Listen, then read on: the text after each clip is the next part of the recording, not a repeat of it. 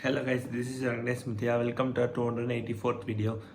இந்த வீடியோவில் நம்ம என்ன பார்க்க போகிறோம்னா திருக்குறள் இருக்கிற அதிகாரம் நம்பர் 29 கல்லாமையில் இருக்கிற குறள் நம்பர் 4 பார்க்க போகிறோம். குறள் களவின்கண் கன்றிய காதல் விளைவின்கண் வீயா விழுமம் தரும். இதோட பொருள் என்னென்னா பிறர் பொருளை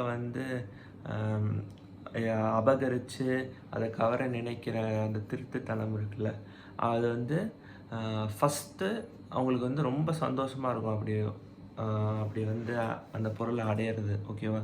அது என்ன தான் ஃபஸ்ட்டு ரொம்ப சந்தோஷமாக ஏதோ வர மாதிரி இருக்கும். பட் ஆனால் போக போக அது உங்களுக்கு தீராத ஒரு துன்பத்தை தான் தரும் அட்லாஸ்ட், ஓகேவா?